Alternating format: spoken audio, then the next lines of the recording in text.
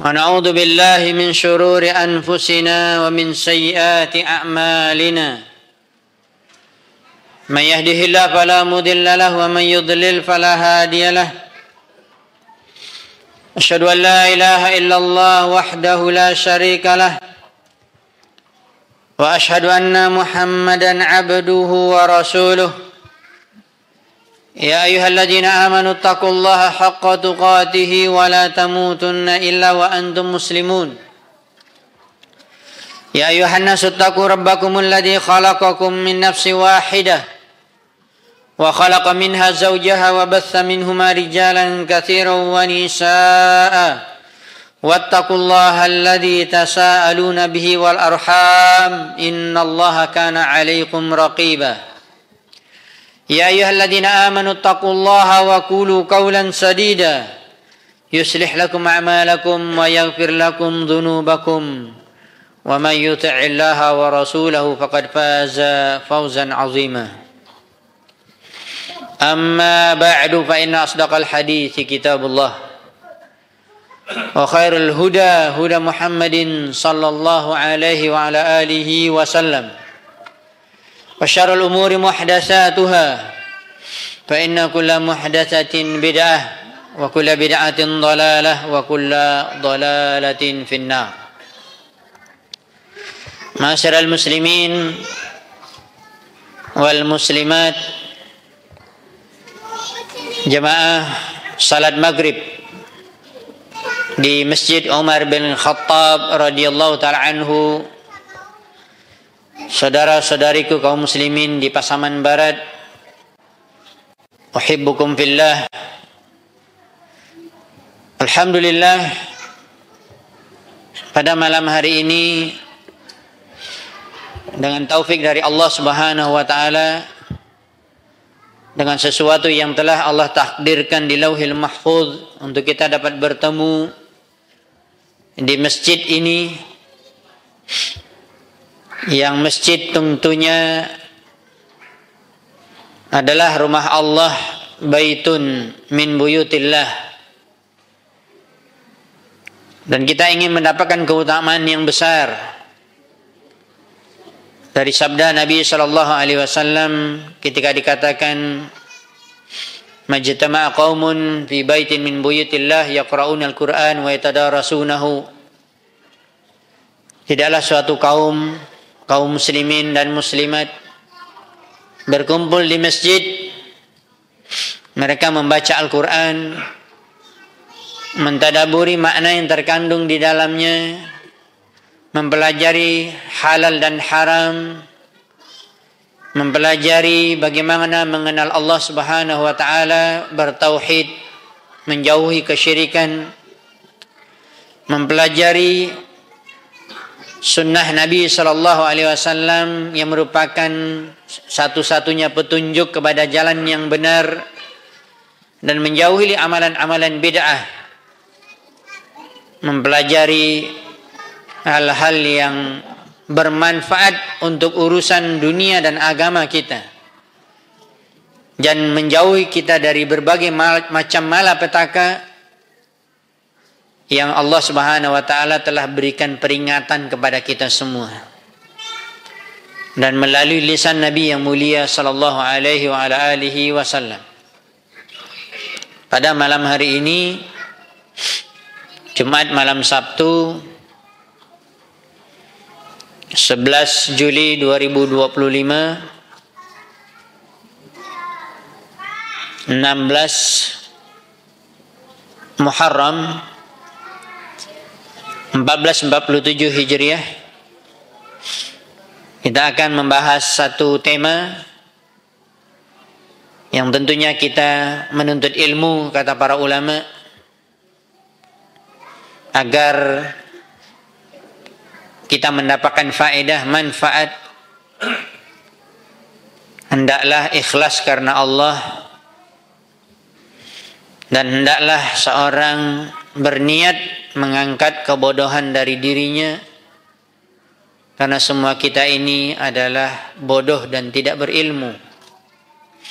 Dan Allah Subhanahu wa taala telah menurunkan ayat Al-Qur'an dijelaskan oleh Nabi sallallahu alaihi wasallam, dan beliau telah menjelaskan dengan lisan dan amalannya, maka menjadi ilmu yang bermanfaat bagi kita untuk mengangkat kejahilan, mengangkat kebodohan dari diri kita. Itulah yang dikatakan, yang ditanyakan kepada Imam Ahmad, ya, tidak ada yang bisa menyaingi pahala menuntut ilmu. La ya'diluhu syai' liman sahhat niyatuhu, dengan syarat niatnya lurus, sahih. Maka muridnya bertanya, apa yang dimaksud dengan niatnya lurus dan sahihah? Yaitu dia berniat untuk mengangkat kebodohan dari dirinya dan juga dari diri orang lain. Imam Ibnul Jauzi dalam kitabnya Al-Kabair, Imam Ibnul Jauzi dalam kitabnya Talbisu Iblis, tipu daya iblis, menyebutkan bahwa salah satu faktor terbesar seorang disesatkan oleh syaitan, dikuasai oleh iblis, karena dia bodoh terhadap ilmu agama. Makanya selalu digandingkan oleh para ulama, al-ilmu nurun, ilmu adalah cahaya. Sebagaimana ya al-jahlu adalah zulmun, sebagaimana kebodohan adalah merupakan zulumat, kegelapan. Maka jangan sampai kita berada dalam kegelapan, wahai kaum muslimin. Kalau kegelapan di dunia, zahir kita melihat dengan mata kita, gelap gulita pada malam hari, bisa kita senter, bisa kita mencari lampu, bisa kita menghidupkan listrik, lada lampunya. Tapi apabila seorang berada di kegelapan hari kiamat, tidak ada yang bisa meneranginya kecuali ilmu, iman dan amal salehnya di dunia. Sebelum terlambat, sebelum datang malaikat maut mencabut nyawa, sebelum sampai ruh di tenggorokan, sebelum terbit matahari dari barat, maka selalulah kita memperbaiki diri kita. Selalu duduk di majelis ilmu agar kita mendapatkan cahaya dari Allah Subhanahu wa taala. Al-ilmu nurun wa nurun la yu'ta lil 'asi. Sebagaimana Imam Asy-Syafi'i rahimahullahu taala bertanya kepada gurunya Imam Al-Waqi' atau Imam Waqi', jeleknya hafalannya, padahal Imam Syafi'i termasuk hafalannya terkuat dan tidak pernah lupa. Lalu gurunya Waqi' mengatakan, ya, ilmu Allah, ilmu agama adalah cahaya, ya, dan cahaya tidak akan diberikan kepada pelaku maksiat. Kaum muslimin yang dirahmati dan dimuliakan Allah Subhanahu wa taala, berada di zaman fitnah. Dalam arti, maksudnya fitnah di sini adalah ketika seorang hidup di satu tempat, di satu negeri, di satu kampung, yang di sana penuh dengan orang-orang yang melakukan maksiat. Pertama sekali dikatakan fitnah adalah penuh di sekitar kita, di lingkungan kita, orang-orang yang jauh dari Allah, yang tidak kenal dengan Allah, tidak kenal dengan salat, ya, dan mereka dekat kepada perbuatan maksiat dan habis umur mereka dalam keadaan berbuat maksiat. Ini artinya fitnah. Fitnah apa namanya? Karena fitnah ada dua. Fitnah syahwat. Karena fitnah ada dua, fitnah syahwat dan fitnah syubhat. Ya, di dunia ini tidak akan keluar dari ini. Oleh sebab itu fitnah syahwat berkaitan dengan syahwat dunia, syahwatul butun, ya, syahwatul al-farj. Makanya Nabi SAW mengatakan dalam satu hadis, barang siapa yang bisa menjaga dua anggota tubuh ini, adman lahul jannah, maka saya akan menjamin dia akan bisa masuk surga, yaitu perut dalam urusan makan dan minum, kemudian dalam urusan juga dikatakan mulut, lisan, berbicara, ya, yang tidak dia perhatikan apa yang keluar dari lisannya. Kemudian yang kedua adalah masalah al-farj, yaitu kemaluannya. Begitu banyaknya fitnah berada di mana-mana. Dan kalau orang-orang tua kita yang sudah lama hidup, yang mungkin kalau sekarang yang ada sudah 70, 80, bahkan 90 tahun umurnya, coba tanya kepada mereka, kira-kira fitnah apa yang mereka dapatkan di zaman mereka? Mereka sudah merasa berat. Ya, fitnah dalam lingkungan fitnah syahwat. Apalagi di zaman sekarang. Di zaman yang tidak ada batasnya.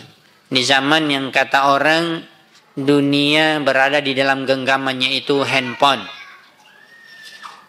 Ya, dan penuh dengan syahwat. Dan berada di lingkungan kita, berada di tempat bekerja kita. Berada kita ke pasar, kita belanja di pasar modern, mall ataupun yang lainnya, kita berada di hotel, kita berada di negeri orang lain, kita berada di atas pesawat, kita berada di dalam kapal, kita berada di bus. Maka kalau seorang tidak memiliki benteng yang kuat, dia akan larut di dalam fitnah syahwat. Begitu juga dalam fitnah yang kedua, fitnah syubhat. Hati-hati orang yang diberikan dari satu sisi diberikan oleh Allah taufik untuk masuk ke dalam agama Islam. Yang diberikan taufik Allah berikutnya beramal, melakukan ibadah. Akan tetapi mesti selalu waspada, berhati-hati dengan fitnah syubhat, kerancuan di dalam beragama, samar-samar, abu-abu, tidak jelas di dalam memahami agama, di dalam mengamalkan agama. Kenapa? Karena tidak ada sumber yang jelas, tidak berlandaskan Al-Quran dan Sunnah, tidak mengikuti pemahaman para sahabat. Di antara doa yang diajarkan oleh Nabi SAW, beliau mengatakan banyaklah atau bacalah doa ini, Allahumma inni a'udzubika minal fitan, ya, ma dhahara minha wa ma batan. Atau Allahumma inni a'udzubika minal fitan, ya, seperti yang telah kita sebutkan tadi, ma dhahara minha wa ma batan. Ya Allah, aku berlindung kepadamu dari seluruh jenis fitnah, yang nampak ataupun yang tidak nampak. Kaum muslimin yang dirahmati dan dimuliakan Allah Subhanahu wa taala, berada di zaman fitnah, dari fitnah syubhat dan fitnah syahwat. Ketika seseorang berpegang teguh dengan agamanya, dia tetap tegar menjalankan ibadah, tetap istiqamah berada di jalan yang telah ditempuh oleh Nabi SAW, berada di atas Al-Quran dan Sunnah, mengikuti para sahabatnya, maka dia akan mendapatkan keutamaan yang besar. Dan itulah maksud daripada judul, yaitu seperti seorang yang berada di zaman fitnah, seperti seorang menggenggam bara api, faqabidul jamar. Kaum muslimin yang dirahmati dan dimuliakan Allah Subhanahu wa taala, ada dua sisi yang perlu kita perhatikan di sini. Pertama sekali, jangan sekali-kali membuat perkara yang seperti yang telah kita sebutkan tadi. Jangan sekali-kali kita masuk melakukan dan ikut melakukan dalam fitnah tersebut, baik fitnah syahwat ataupun fitnah syubhat. Berarti mulai dari diri kita. Kemudian yang kedua, dari sisi yang lain, ya, kalaupun Anda diberikan taufik oleh Allah untuk tidak melakukan perkara fitnah syubhat ataupun syahwat, perlu diperhatikan jangan kita sampai terfitnah dari fitnah luar yang bukan dari diri kita, dari fitnah syubhat dan syahwat dari orang lain. Makanya para ulama mengatakan kita hidup di dunia ini satu di antara dua. Imma ayyu'athir, imma ayyata'athar. Silakan kita lihat dalam kehidupan kita sehari-hari. Dia yang memberikan pengaruh di tengah masyarakat, yang memberikan pengaruh di tengah tempat dia bekerja, di kantor atau di pasar atau dimanapun, di sekolah, memberikan pengaruh yang baik. Dia istiqamah, dia kuat, dia terus berdakwah, amar ma'ruf nahi mungkar. Dia tidak peduli ejekan orang, dia tidak peduli kata-kata orang tentang dirinya yang menfitnah dirinya. La yakhafuna laumata laim, dia tidak takut celaan orang yang mencela. Ya, maka dia tetap tegar ya di dalam ketaatannya kepada Allah. Yu'athir, dia memberikan pengaruh. Maka kalau Anda sudah mulai lemah imannya, sudah mulai ada rasa takut, tidak takut karena Allah, bukan takut kepada Allah, akan tetapi takut kepada manusia. Takut kalau kita ikut Al-Quran dan Sunnah, dan kita tidak ikut kebanyakan orang, tidak ikut selera masyarakat, tidak ikut mohon maaf tuan guru kita yang nggak ngerti, yang tidak belajar pemahaman yang benar dari Al-Quran dan Sunnah, atau guru kita, atau siapapun, orang tua, suami, istri, ya, atau siapapun, ya. Kalau dia tidak kuat, maka dia akan jatuh kepada kemungkinan yang kedua, ya ta'athar, dia akan terpengaruh. Hidup Anda sampai mati akan seperti ini. Imma ayyu'athir, maka itu dia akan baik, selalu baik. Ya, dia memberikan pengaruh, bukan dia yang terpengaruh. Maka hati-hati jangan sampai kita ya terpengaruh. Juga jangan sampai juga kita melakukan sesuatu. Kadang-kadang tahapannya seperti tadi, bapak-bapak, ibu-ibu. Ada orang yang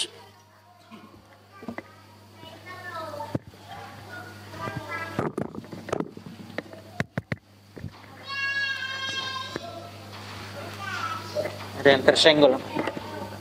Apa itu?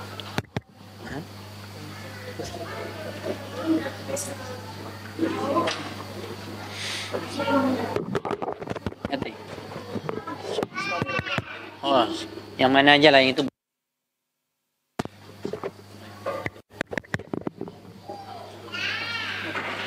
Turun apanya? Spanning.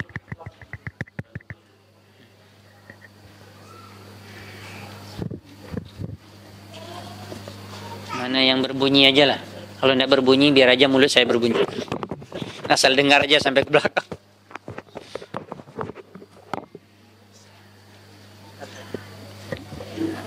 Ada kemungkinan nanti langsung hidup kalau dia naik. Ada, tapi jangan di off kan ya.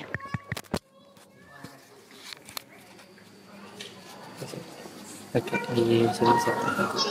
Ini untuk kemana nih? biar Anda pasang.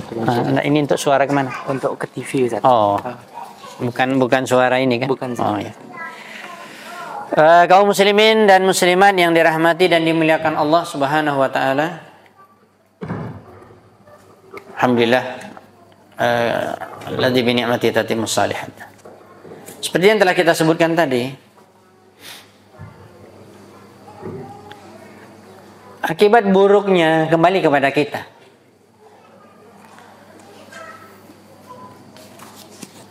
Kalau kita menyelisih jalan Allah, jalan yang telah Allah tunjukkan kepada kita, ihdinas siratal mustaqim, yaitu siratal ladzina an'amta alaihim.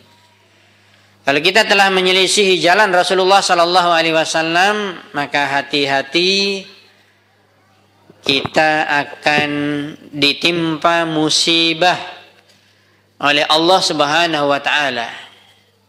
Untuk perhatikan, silakan ditulis dalil surat An-Nur ayat 63. Allah Subhanahu wa taala berfirman, "Falyahdzaril ladzina yukhalifuna an amrihi an tusibahum fitnatun aw yusibahum adzabun alim. Surat apa tadi?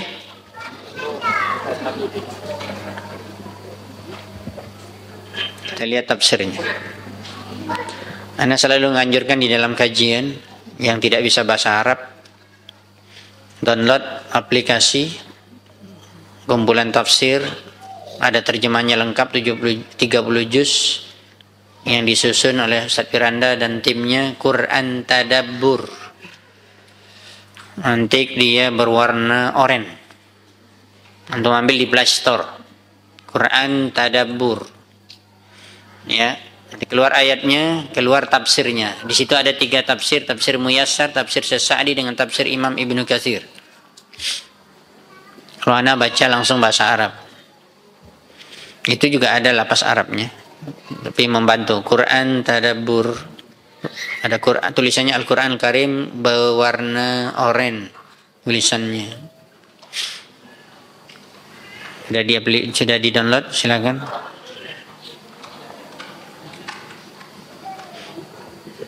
Ya, jangan yang di-download Shopee aja. Ini enggak sedang ngaji, Shopee. Sedang ngaji pun berbunyi, sedang sholat pun berbunyi. Antum mau belanja dalam masjid, haram hukumnya. Ini diingatkan oleh para ulama. Enggak boleh bunyi itu aja, enggak boleh. Berarti antum siap-siap untuk berinteraksi, berjual beli. Haram. Matikan dulu bunyi itu. Ya. Kalau masih bunyi juga, udah antum matikan HP-nya. Ya. Malah sedang ceramah pun, sedang sholat pun berbunyi juga. Falyahdharil ladzi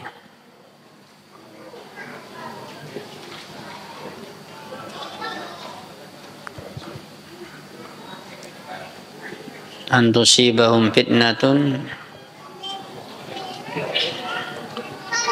Azan Isya jam berapa? Masih berapa menit lagi? 35 menit.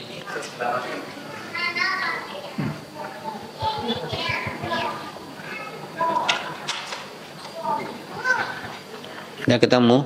Surat apa tadi? Ayat terakhir.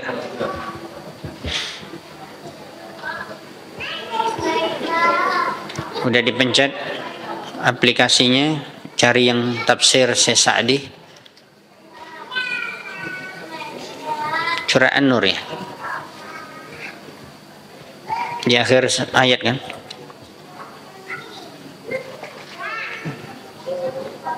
Oh, di ayat yang ke-63. La taj'alu du'a ar-rasuli bainakum ka du'a'i ba'dikum ba'dha qad ya'lamullahu alladhina yatasallaluna minkum liwada. Ambil dari ayat potongan ayat terakhir, yaitu ayat 63 karena ayatnya semuanya 64. Falyahdharil ladzina yukhalifuna an amrihi an tusibahum fitnatun aw yusibahum adzabun alim. Kita ambil potongan terakhir itu, terjemahannya di situ peringatan dari Allah Subhanahu wa taala, falyahdhari.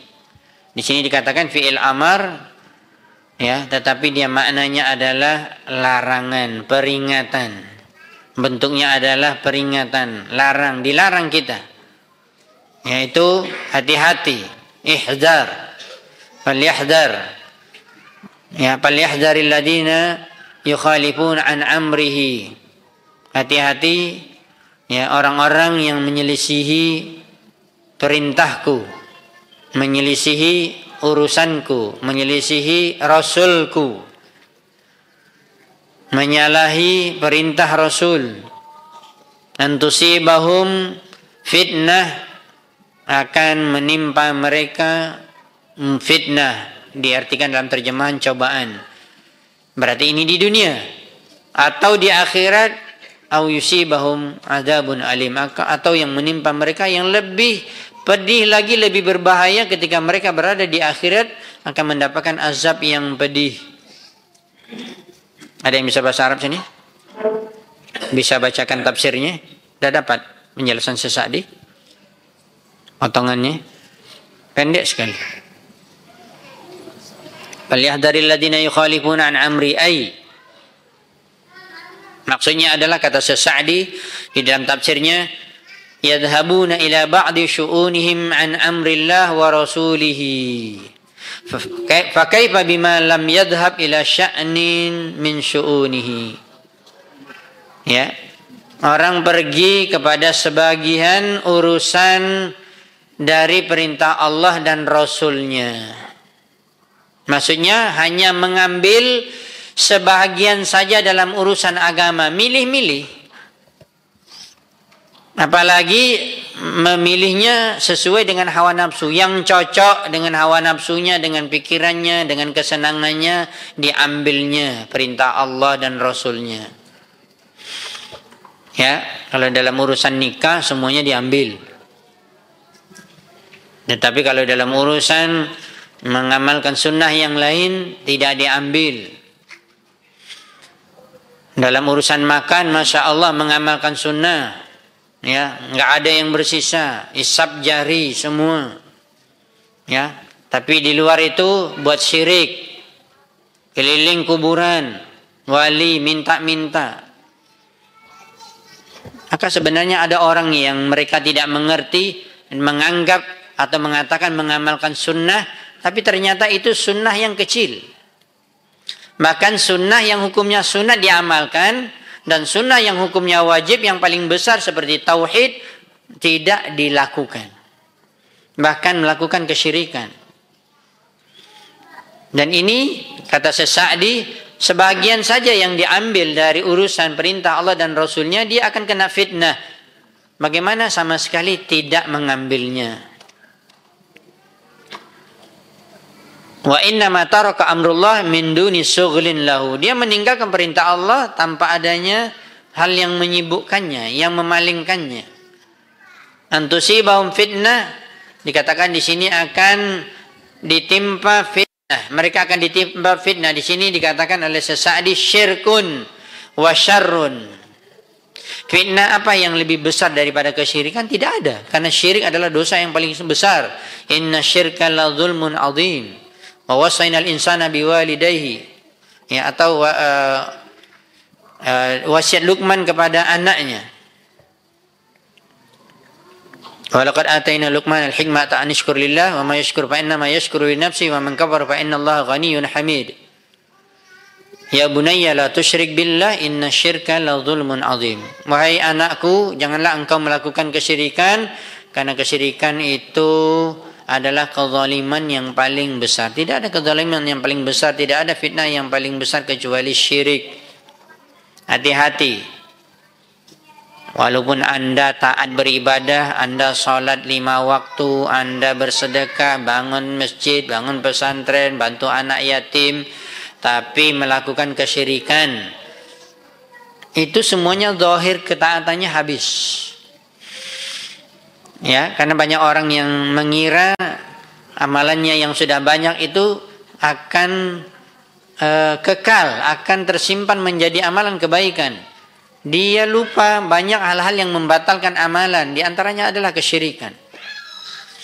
Apalagi kalau seandainya seorang itu diberikan azab oleh Allah di hari akhirat, au yusibahum azabun alim. Kalau kita lihat di dalam penjelasan tafsir yang lain,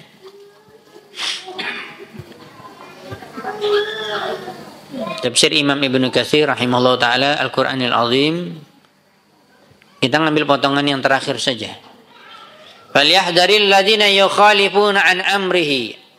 Maka hati-hatilah kalian orang-orang yang menyelisihi amrihi, perintah, urusan.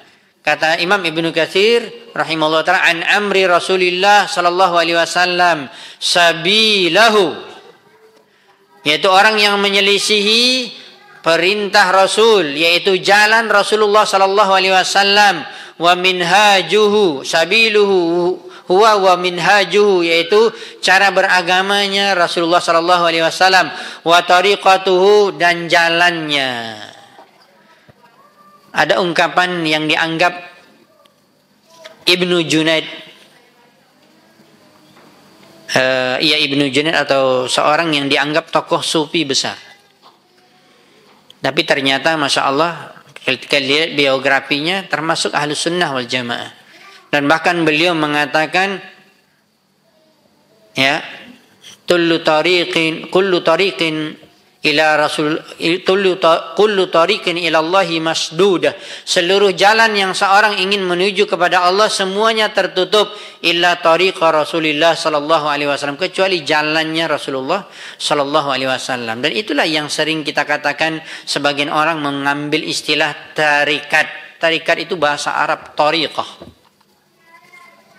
Maka ini sangat luar biasa penjelasan yang dianggap tokoh sufi Ibnul Junaid kalau tidak salah. Ya, dan saya baca bahasa Arabnya yang saya bacakan tadi. Beliau mengatakan seluruh jalan seorang ingin bertemu dan menempuh jalan yang lurus menuju kepada Allah, seluruhnya tertutup kecuali jalan Rasulullah sallallahu alaihi wasallam. Ini menunjukkan tidak ada yang bisa kita mendapatkan jalan menuju Allah, menuju jalan yang benar kecuali jalan Rasulullah sallallahu alaihi wasallam. Minhajuhu wa tariqatuhu wa sunnatuhu, sunnahnya, wa syari'atuhu, dan syariat Rasulullah sallallahu alaihi wasallam.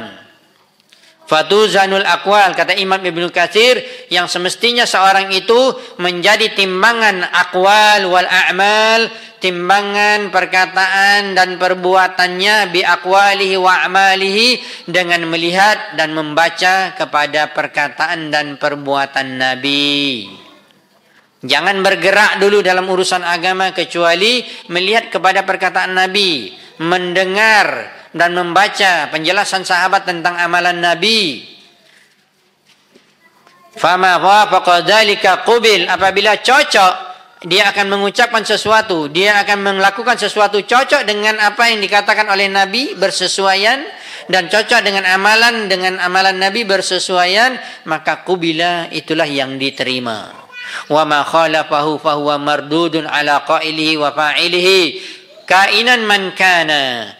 Barang siapa yang menyelisihi Rasulullah sallallahu alaihi wasallam dalam perkataan dan perbuatannya, fahuwa mardudun, maka tertolak, tidak diterima perkataannya, tidak jadi pahala, wa fa'ili, tidak jadi pahala, tertolak perbuatannya. Kainan mankan, siapapun orangnya, walaupun kiai besar, guru besar, ulama besar, hafiz Al-Quran, banyak hafal hadis Nabi, ustadz kondang, ya, ustadz sejuta umat sekalipun, tertolak kalau dia menyelisih perkataan dan perbuatan Nabi SAW. Itu maksudnya kainan man kana.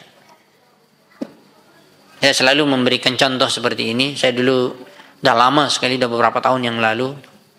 Alhamdulillah sekarang masih ada jadwal khutbah Jumat, kadang-kadang kajian Ramadan juga.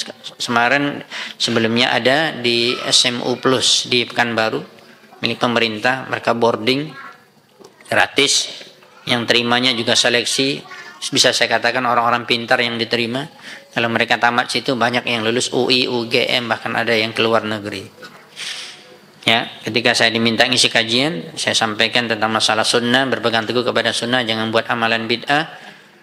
Saya tidak sebutkan contohnya, tapi ada yang bertanya, murid, Ustaz, bagaimana dengan baca Yasin setiap malam Jumat? Saya katakan, ya, kembali kita kepada hadis Nabi SAW, kembali kita kepada praktek yang telah dipraktekkan oleh Nabi SAW dalam membaca Al-Quran. Maka semua para ulama hadis perhatikan. Ini ulama hadis yang meneliti, bukan saya. Saya bukan ahli hadis, tapi saya pernah belajar hadis di Madinah di Fakultas Hadis 4 tahun. Tapi tidak bisa menjadi ahli hadis, berat. Menjadi pakar hadis pun berat. Maka jangan tertipu dengan orang yang tamat pun kuliah hadis, misalnya S2, S3, belum tentu pakar hadis. Kalau Syekh Albani benar pakar hadis, ahli hadis, ya, menggali kitab hadis itu berjam-jam, 12 jam setiap hari selama 60 tahun, umurnya meninggal 95 tahun. Ini ahli hadis betul.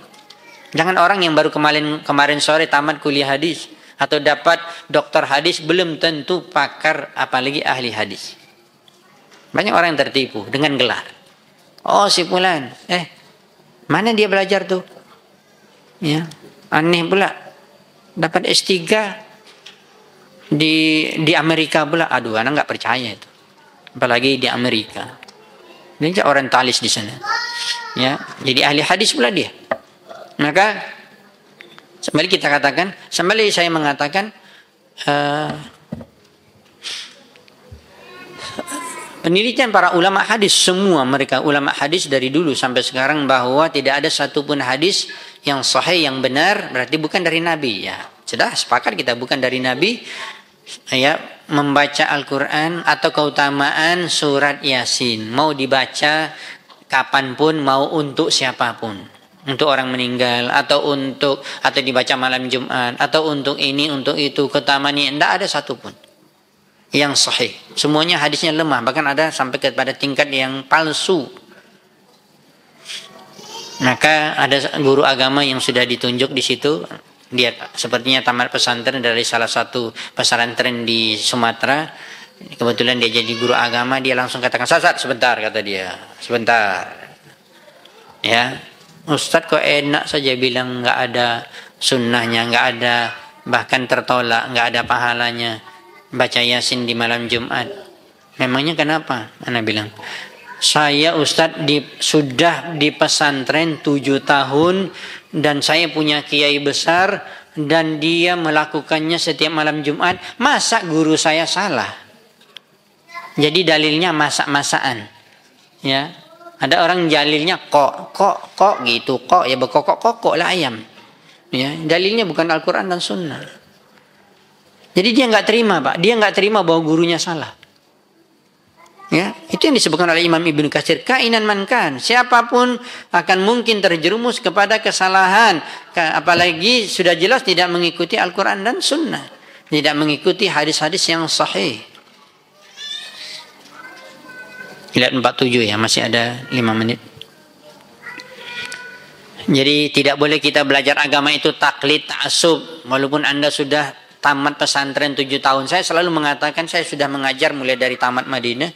Masih ada jadwal-jadwal juga mengajar di pesantren, dan biasanya saya memang diberikan mengajar anak kelas 11 dan 12 yang sudah mau tamat. Saya selalu katakan kepada anak-anak santri, ya, antum belajar 6 tahun itu baru dasar yang dasar sekali. Belum mendapatkan pemahaman yang benar dalam memahami Islam. Baru dasar. Ya. Maka terus belajar, jangan berhenti. Apalagi seperti tadi, dia mengaku 6 tahun, sudah 7 tahun, taruhlah dia mengambil sarjana, ya sarjananya di mana? Kuliahnya di mana? Belajarnya di mana? Ya. Kalau tidak belajar dari sumber yang asli, tidak belajar kitab, ya, hanya membaca terjemahan, ya, gurunya juga menerangkan bahasanya bahasa terjemahan, ya salah. Maka bagaimana dia bisa mengatakan tidak mungkin guru saya salah? Ini yang namanya taklid, ini namanya ta'assub. Dan kita jangan beragama seperti itu. Ya, dan perlu kita harus selalu beragama itu memahami sesuai dengan sunnah Rasulullah SAW. Kalau kita kembali, ini kan penjelasan dari tafsir para ulama dalam penjelasan ayat tadi. Kalau kita kembali kepada penjelasan judul, itu ada hadis yang sahih, yang disahihkan, ada dihasankan oleh sebagian para ulama hadis berkaitan dengan judul kita. Maka kaum muslimin yang dirahmati dan dimuliakan Allah Subhanahu wa taala, ya, Rasulullah SAW bersabda, ya, di dalam satu hadis yang sahih, bahwa nanti akan hidup di satu zaman yang kaum muslimin hidup di zaman fitnah, yang dikatakan ayamus sabar. Mereka harus memiliki kesabaran yang tinggi dalam mengamalkan ajaran sesuai dengan sunnah Nabi, ya, dan sabar dalam menghadapi celaan orang, dalam menghadapi cacian maki orang, dalam menghadapi fitnah orang, mengatakan kita begini-begini sesat, ajaran barulah, memecah belah umat. Mohon maaf, ada istilah Wahabi dan segala macam, sematkan istilah apapun. Ketika seorang berada di zaman ini dan dia tetap berpegang teguh kepada sunnah Nabi, kepada Al-Quran dan sunnah, ya, dikatakan oleh Nabi SAW, maka dia akan mendapatkan pahala seperti pahalanya 50 orang sahabat. Khamsuna ya ajran. Para sahabat bertanya, apakah 50 kali lipat itu adalah ya dari mereka? Karena ini kan Nabi menyebutkan bukan di zaman sahabat. Apakah di zaman mereka itu? Kata Rasulullah tidak. Tetapi 50 itu adalah dibanding, yaitu perbandingannya 50 kalian para sahabat. Tapi jangan dipahami 50 ini kata para ulama menurunkan kedudukan sahabat sebagai sahabat Nabi. Sahabat Nabi tidak bisa ditandingi. Mereka itu terbaik, khairu hadil ummah, sebaik-baik umat Islam, khairun nas, sebaik-baik manusia. Adapun riwayat khairul qurun itu hadisnya lemah. Ya, dari sisi riwayat ya, dari sisi dirayah riwayat, tetapi dari sisi makna benar. Yang kalau sahihnya tadi khairu hadil ummah khairun nas.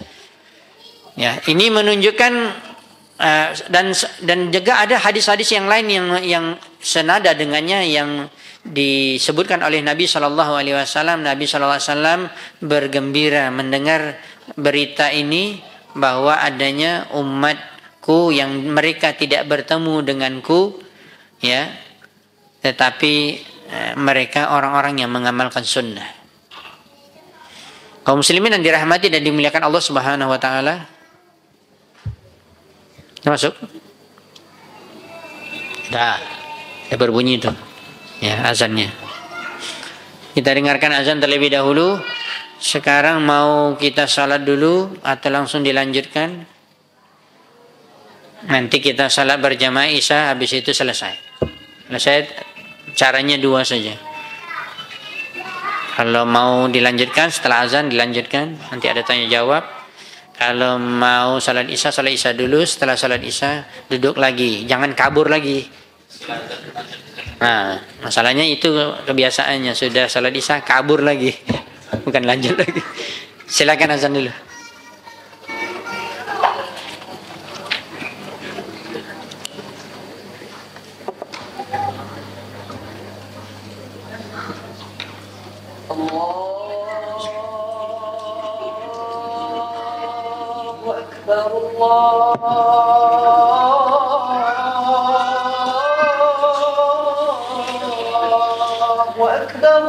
Allahu Akbar, Allahu Akbar. Allahu Akbar,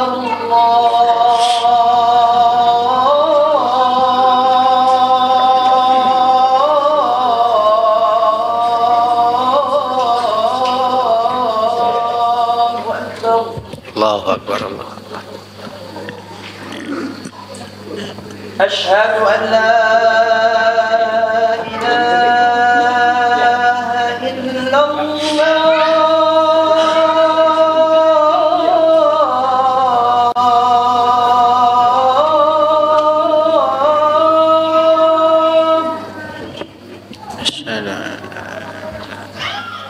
Asyhadu an la ilaha illallah.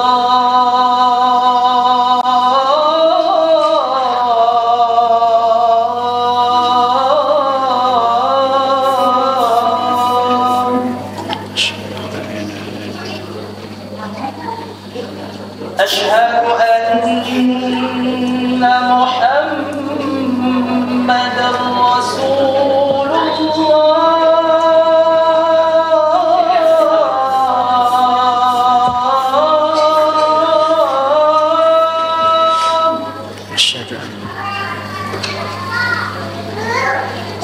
أشهد أن محمدا رسول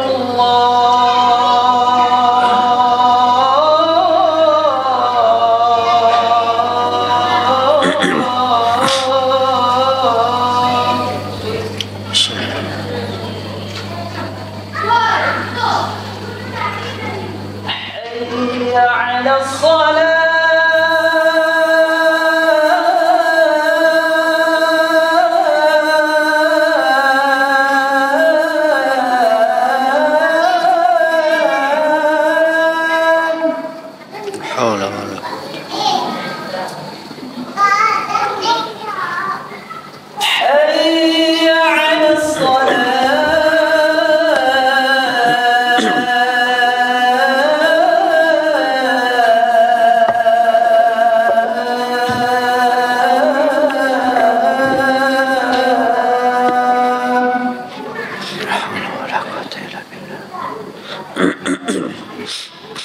حي على الفلاح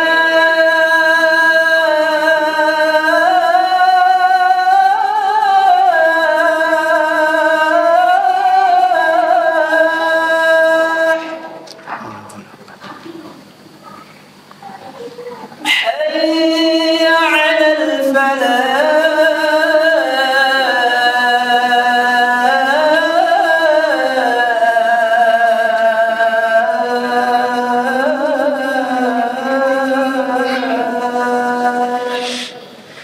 حول ولا قوة إلا بالله. الله أكبر الله أكبر الله أكبر الله. لا إله إلا الله لا إله إلا الله.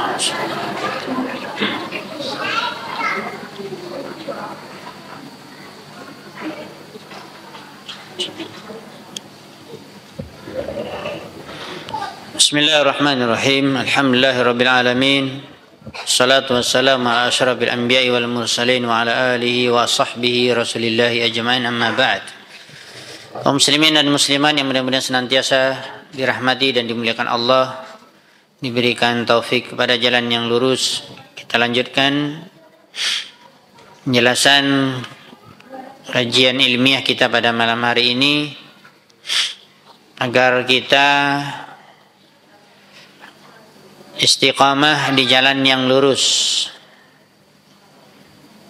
Saya katakan demi Allah, siapapun yang memeluk agama Islam, demi Allah siapapun yang mengamalkan sunnah, berpegang teguh kepada Al-Quran dan sunnah, demi Allah pasti akan diuji oleh Allah. Akan diuji oleh Allah Subhanahu wa ta'ala.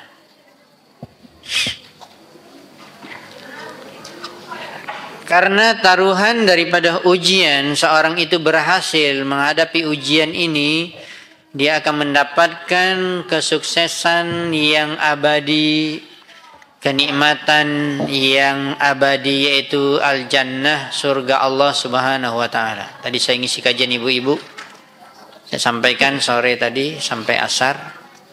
Saya mengatakan ya, bahwa seorang itu, atau kita bertanya kepada anak, ya, atau kita yang berpikir, atau kita bertanya kepada seseorang, apa cita-citamu ya di dunia ini? Kalau seorang mengatakan jadi ini, jadi ini, jadi ini, semuanya dalam urusan dunia, bahkan dikatakan jadi ustadz, maka ini belum benar cita-citanya. Cita-cita seseorang masuk surga, itu cita-cita yang benar. Nah, saya katakan, saya berlindung kepada Allah dan tidak ada kepastian bagi saya dan kita semua untuk masuk surga. Ya, ustadz saja belum tentu masuk surga. Maka cita-cita kita yang tertinggi adalah ya dukhulul jannah, masuk ke dalam surga. Oleh sebab itu, masuk ke dalam surga ya, karena surga itu penuh dengan kenikmatan dan abadi dan tidak pernah terputus. Dan tidak ada kematian setelahnya, ya, abadan, ya, selama-lamanya. Maka tentunya tidak akan diberikan gratis oleh Allah. Kita hidupnya misalnya umur 60 tahun, 50 tahun, taruhlah misalnya lama 80 tahun, 90 tahun. Sebenarnya nggak pantas. Amalan kita yang sedikit, sudah itu umur kita yang terbatas, ingin masuk surga, dapat kenikmatan, nggak ada kesusahan selama-lamanya, sebenarnya nggak pantas. Makanya Nabi SAW mengatakan, la yadkhulul jannah ahadun bi'amalih.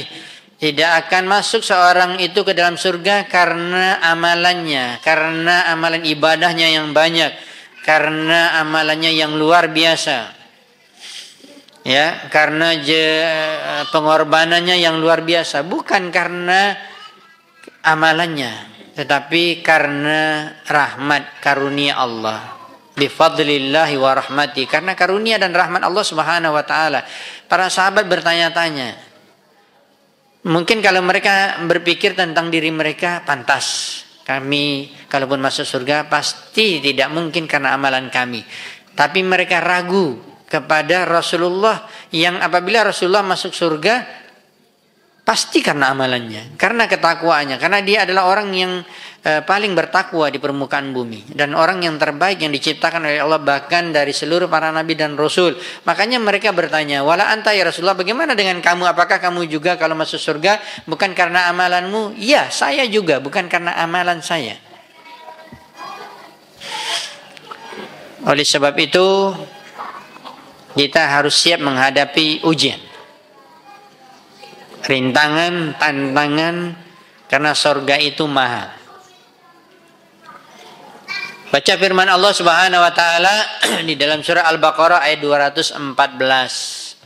Allah berfirman, "Am hasibtum an tadkhulul jannah wa lamma ya'tikum mathalul ladzina khalau min qablikum massathumul ba'sa wad-dharra wa zulzilu hatta yaqula ar-rasul wal ladzina ma'ahu mata nasrullah ala inna nasrallah qarib."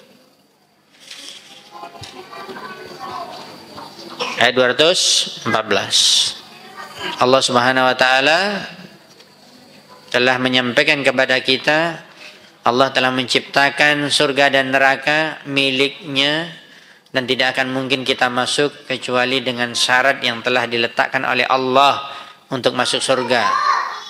Begitu juga ya, tidak akan mungkin seorang itu terjauh dari neraka ketika dia tidak mengikuti aturan Allah. Dia pasti akan masuk neraka. Allah berfirman, ya, apakah kamu mengira bahwa kamu akan masuk surga padahal belum datang kepadamu cobaan seperti yang dialami oleh orang-orang yang terdahulu sebelum kamu. Mereka ditimpa kemelaratan, melarat mereka, kelaparan, ya, ditimpa penderitaan, berbagai macam penderitaan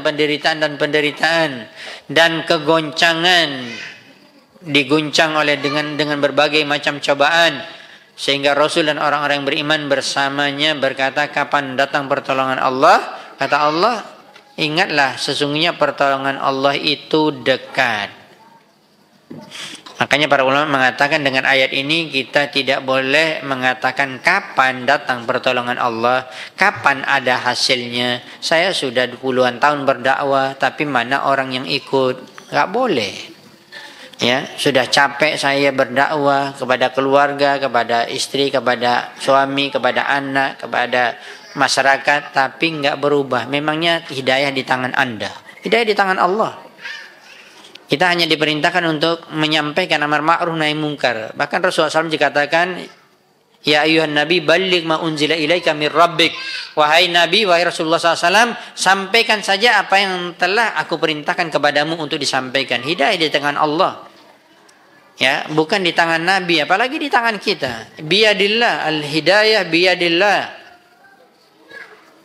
Maka dengarkan penjelasan Imam Ibnu Katsir di dalam tafsirnya surah Al-Baqarah tadi ayat 214. Imam Ibnu Katsir rahimahullah ta'ala mengatakan, "Am hasibtum an tadkhulul jannah qabla an tubtalu wa tukhtabaru wa tumtahanu." Apakah kalian mengira ya, kalian akan masuk surga sementara kalian belum diuji, belum diberikan ujian demi ujian, hal-hal yang menyakitkan, ya? Kama fu'ila bil ladina min qablikum minal umam, sebagaimana Allah telah uji umat-umat yang terdahulu. Ya, oleh sebab itu dikatakan walamma ya'tikum mathalul ladina khalu min qablikum massathumul ba'sa wad-dharra, yang telah menimpa mereka al-ba'sa, di antaranya ad-dharra, di antaranya kata para ulama al-amrad, berbagai macam penyakit-penyakit. Wal asqam, begitu juga wal alam, berbagai macam hal-hal yang menyakitkan, wal masaib, berbagai macam musibah-musibah. Berkata Imam Muqatil bin Hayyan, seorang ulama tafsir, al-ba'sa dikatakan al-faqru, kefakiran. Saya pernah mendengar, bahkan dalam kajian-kajian saya di Asil TV dan juga di Radio Hidayah, sering ada pertanyaan-pertanyaan yang masuk, ya, seolah-olah mereka mengira kalau sudah bermanhaj salaf, mengamalkan sunnah, berpegang teguh kepada Al-Quran dan sunnah, ya, maka dia tidak akan fakir. maka mungkin dia semakin berhasil usahanya. Dulu kerja di bank, tahu bank konvensional, keluar semakin melarat, semakin miskin, semakin jauh dari yang dia inginkan. Ya. Maka ini sebenarnya saya selalu mengatakan, Anda itu sebelum hijrah, sebelum diberikan hidayah oleh Allah, hitung-hitunglah sudah berapa banyak dosa Anda. Maka Allah menguji ini supaya dosa Anda itu habis. Bukannya tambah diberikan nikmat, tapi memang diberikan ujian demi ujian. Ya, makanya kita berhusnuzon kepada Allah, berbaik sangka kepada Allah dari ujian yang berat yang kita terima. Dikatakan di sini al-ba'sa, kefakiran, ad-dharra, as-saqamu, yaitu penyakit. Ya, dikatakan juga zulzilu khaufan minal a'da, zilzalan syadidan, ya takut terhadap musuh-musuh dengan takut yang sangat berlebihan. Ya, dan diuji dengan ujian-ujian yang besar. Maka kita berbaik sangka kepada Allah. Kita ini banyak dosa dan Allah ingin menghapuskan dosa kita. Berbaik sangkalah kepada Allah Subhanahu wa taala. Karena termasuk cara yang tercepat Allah ingin menghapuskan dosa dengan musibah. Maka itu yang harus selalu kita pikirkan, ya. Kalaupun Anda berhusnuzon kepada diri Anda sendiri, Anda banyak ibadahnya, rasanya maksiat tidak yang dulu-dulu sudah ditinggalkan semua, banyak ibadah, banyak ini, banyak ketaatan, ya, alihkan husnuzon kita kepada Allah bahwa Allah SWT ingin mengangkat derajat kita semakin tinggi. Ya, ketika derajat kita semakin tinggi di dunia, dengan ujian yang berat tersebut bagi orang yang beriman dan bertakwa, ini akan meninggikan kedudukan Anda di surga di akhirat. Di sini disebutkan oleh Imam Ibnu Katsir rahimahullahu taala, kama jaa fil hadis, sebagaimana yang disebutkan di dalam hadis as-sahih, hadis sahih an Khabbab bin al-Arath, dari Khabbab bin Arath. Ya, disebutkan ada sahabat-sahabat yang awal-awal masuk Islam cobaannya paling berat, di antaranya Khabbab bin Arath, di antaranya Bilal bin Rabah, di antaranya Ammar bin Yasir, ya, dan beberapa orang sahabat. Maka Khabbab bin Arath termasuk budak hamba sahaya dari majikannya orang kafir Quraisy. Lalu dia masuk Islam, lalu dia diazab, lalu dia terus diazab dan diazab. Maka dia mengadu kepada Rasulullah sallallahu alaihi wasallam. Qala qulna ya Rasulullah ala tantasiru lana, wahai Rasulullah, tidakkah engkau segera berdoa kepada Allah agar memberikan pertolongan kepada kami, agar kami mendapatkan pertolongan? Ala tad'ullaha lana, tidakkah kamu segera berdoa kepada Allah untuk kami? Maka Rasulullah SAW mengatakan, inna man kana qablakum kana ahaduhum yudha'u al-minsharu ala mifraqi ra'sihi fayakhlusu ila qadamai. Rasulullah SAW membayangkan kepada para sahabat yang belum ada apa-apanya dibandingkan dengan umat yang terdahulu, yang mereka berpegang teguh kepada agama, bertauhid, tidak mau jatuh kepada kesyirikan yang dulu mereka pernah lakukan, tidak mau menyelisihi aturan, tidak mau menyelisihi jalan Rasul yang diutus oleh Allah Subhanahu wa taala. Umat yang terdahulu, kata Nabi SAW, tahu kalian, kata Nabi, seorang dari mereka yang istiqamah, berpegang teguh di jalan Allah, mengikuti utusan Allah, yudha'ul minsharu ala mifraqi ra'si, dia ditangkap oleh kaumnya, ya, lalu dipegang, lalu diambil gergaji dari besi, lalu diletakkan di tengahnya, ya, kemudian digergaji sampai kakinya, sampai terbelah dua badannya. Enak Pak, gawat tuh, mengerikan, sakit, apalagi melewati tulang-tulang, mati dia. Ini yang telah diterima oleh umat yang sebelumnya. La yasrifuhu dzalika an dini, tidak ada membuat itu dia berpaling dari agamanya. Yang lain, wa yumshatu bi amshatil hadid ma baina lahmihi wa 'azmihi. Ada umat yang terdahulu juga berpegang teguh kepada agama Allah, mengikuti utusan Allah, lalu dia ditangkap, lalu dia disiksa dengan sisir dari besi. Bahkan dikatakan yang sudah dipanaskan lalu diletakkan dan ditarik di daging-daging kulit badan tangannya dan menempel daging tersebut sampai ke tulang-tulangnya menyentuh sisir besi tersebut. La yasrifu dzalika an dini, dan tidak memalingkan dia dari agama Allah.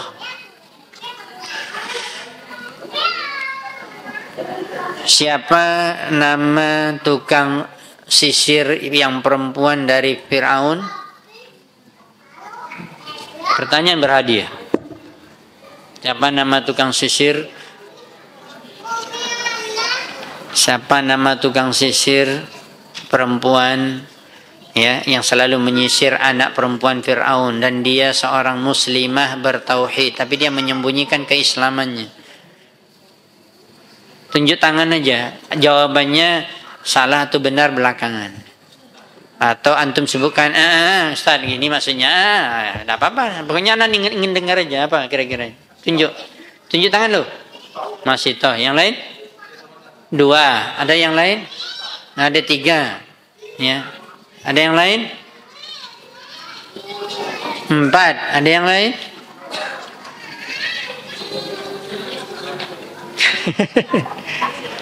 Bahasa Arab masyata yamsyutu artinya menyisir. Kalau perempuan tukang sisir itu timbangannya dalam bahasa Arab ilmu sharaf isim fa'il namanya, fa'ilun. Itu laki-laki. Kalau perempuan tambah tamarbutah fa'ilatun, berarti masyata jadi masyitatun. Artinya tukang sisir perempuan, bukan nama.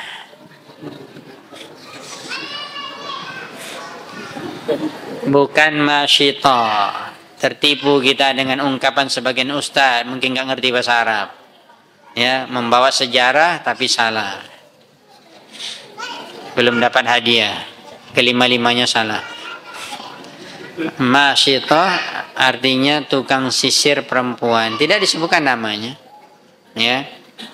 Yang dia ketika menyisir anak perempuan Fir'aun, dia tanpa sengaja karena dia bertauhid, ya, dia mengingat Allah, dia katakan bismillah.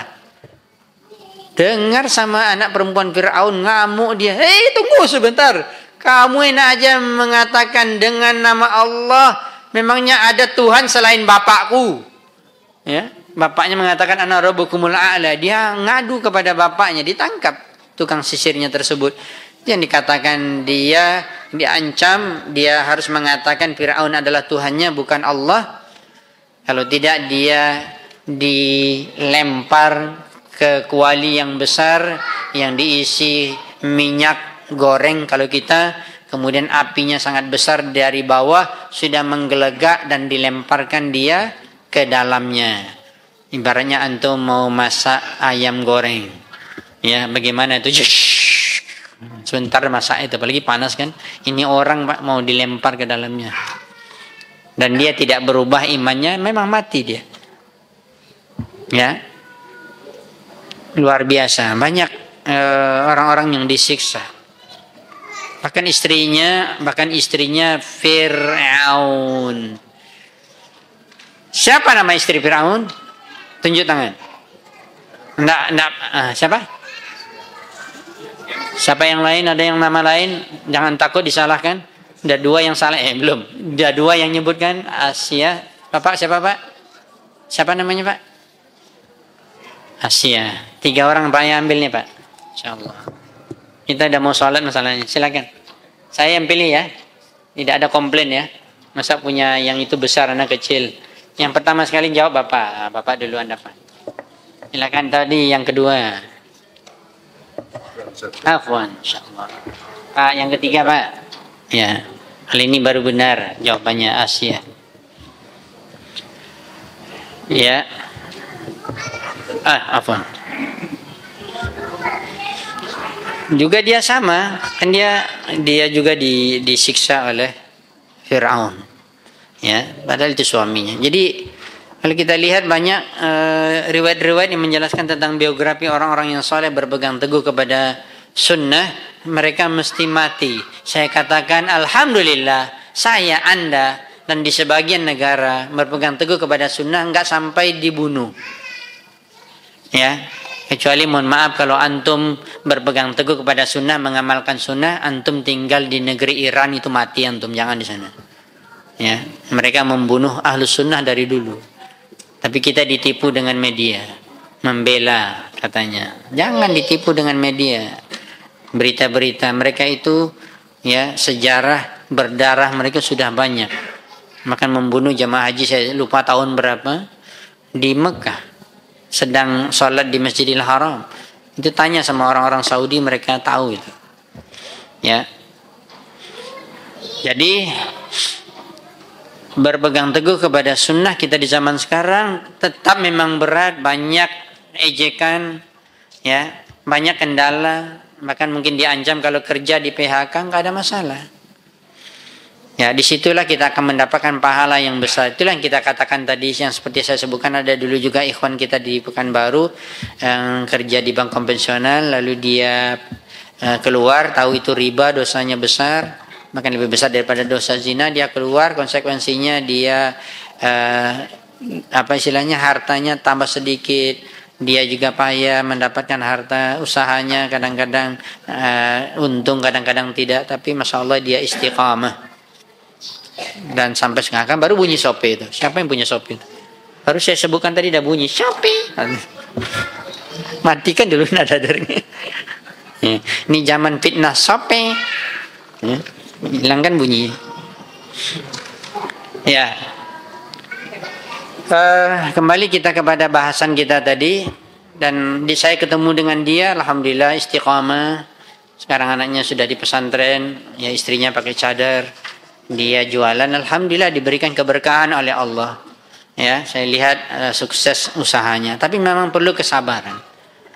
Tahapan-tahapan itu mesti kita lalui. Ya, setiap kita berpegang teguh kepada sunnah, ya, banyak yang memfitnah kita, banyak yang tidak senang. Bahkan suami tidak senang kepada istrinya yang berpegang teguh kepada sunnah. Begitu juga sebaliknya. Anak, orang tuanya tidak senang. Ya, kita, keluarga kita lain, adik-beradik, paman yang tidak senang. Ya, kita keluarga mengamalkan sunnah, tetangga pula tidak senang. Ya, kita mengamalkan sunnah di kantor sendiri, orang semua ngejek kita. Ya, jangan so alim lah. Ya, di zaman sekarang, apalagi, ya, tidak menerima sogok menyogok, tidak mau terima fee. Ya, itu aneh di zaman sekarang. Ya, karena mulai dari atas sampai ke bawah sudah biasa. Berpegang teguh kepada sunnah berat. Maka harus kita kuatkan diri kita agar kita mendapatkan kemuliaan, agar kita masuk surga. Ya, cita-cita yang terbesar. Percuma saja kita kaya raya, kita dapat harta, kita senang hidup, tetapi masuk neraka.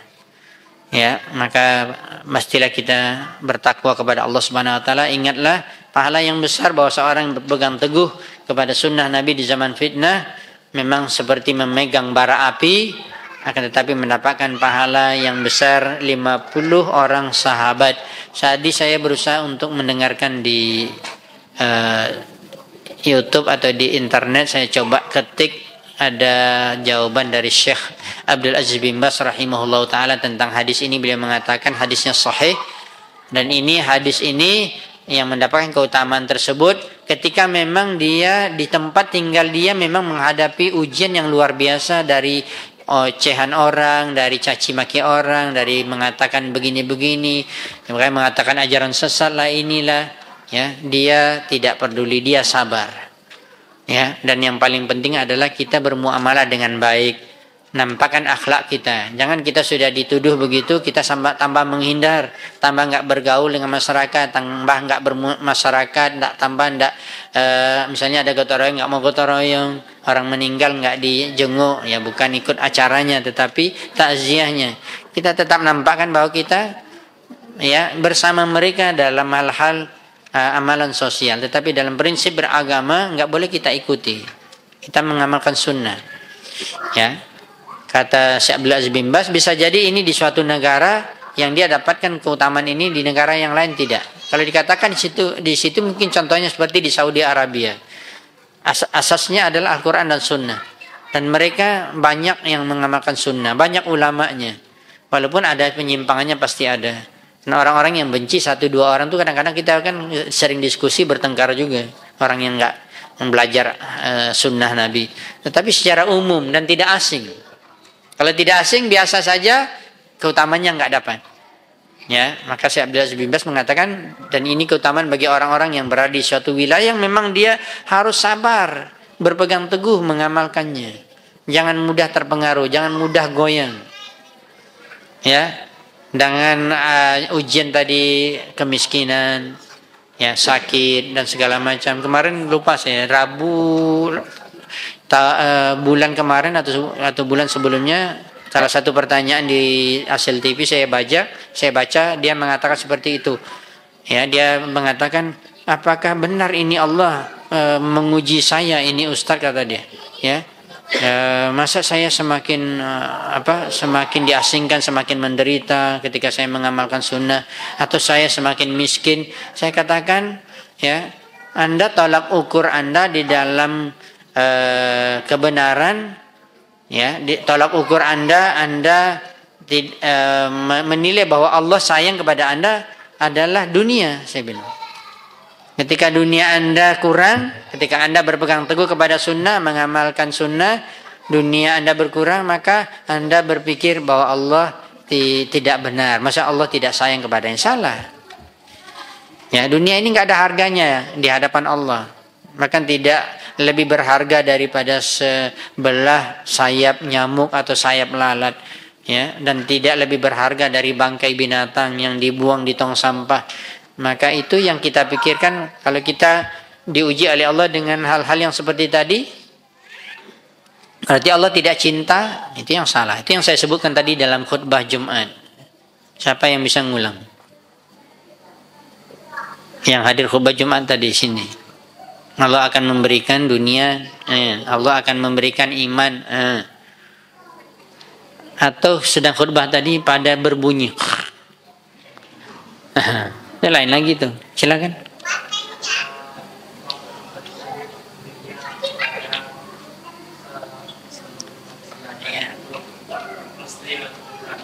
Orang yang Allah cintai atau orang yang tidak Allah cintai. Dan Allah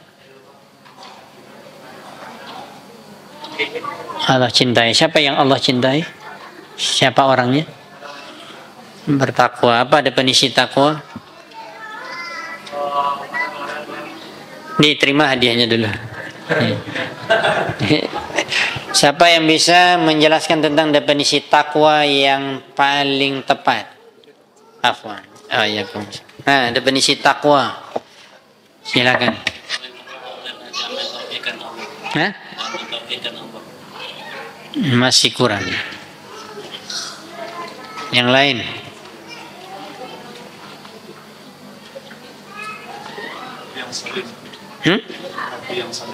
Hati yang salim. Masuk semua sedikit-sedikit masih. Yang lengkap.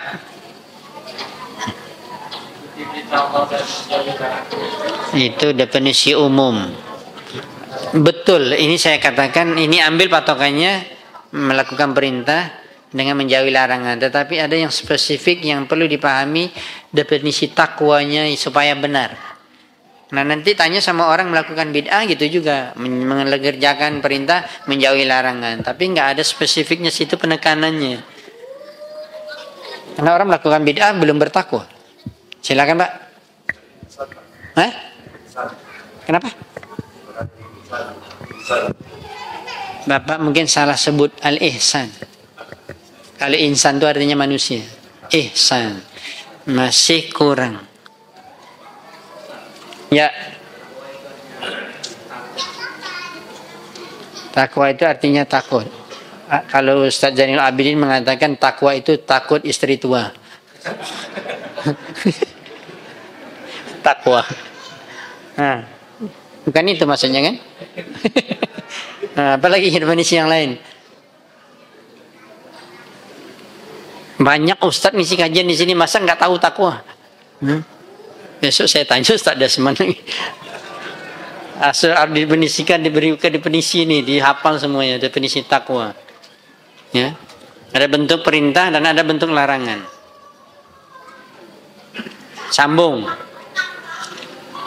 Melakukan perintah Allah atas dasar, masa diisi semua titik-titiknya? Ini tidak ujian. Melakukan perintah Allah atas dasar ilmu. Melakukan perintah Allah atas dasar ilmu dan berharap apa?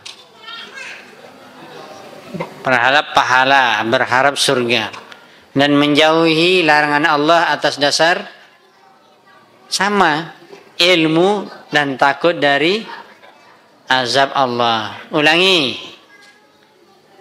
aja, saya sekali aja nyebutkannya. Coba ulangi yang definisi tadi itu. Nah, tunjuk tangan, jangan main keroyok.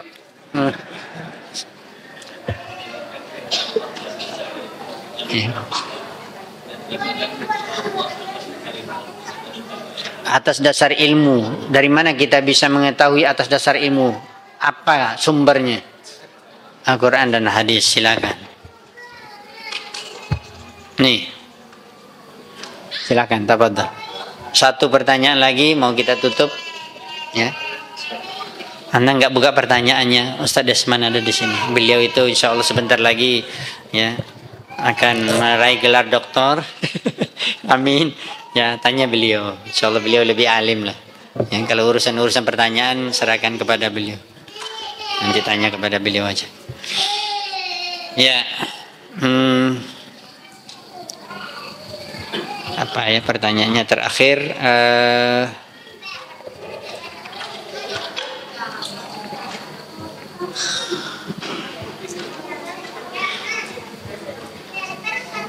Sebutkan ujian yang, sebutkan nama-nama Nabi, sebutkan 5 nama Nabi yang paling berat ujiannya, yang terberat ujiannya. 5 nama Nabi. Ulul azmi minar rusul. Urut pertama Nabi Nuh alaihissalam. Bentar, jangan lebih laju. Ya, Bapak baterainya lagi casnya 100%. Tunggu. Nabi Nuh, ya.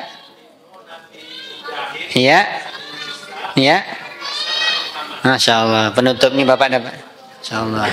Demikianlah kajian kita malam hari ini. Lebih kurang mohon maaf. Mudah-mudahan bermanfaat.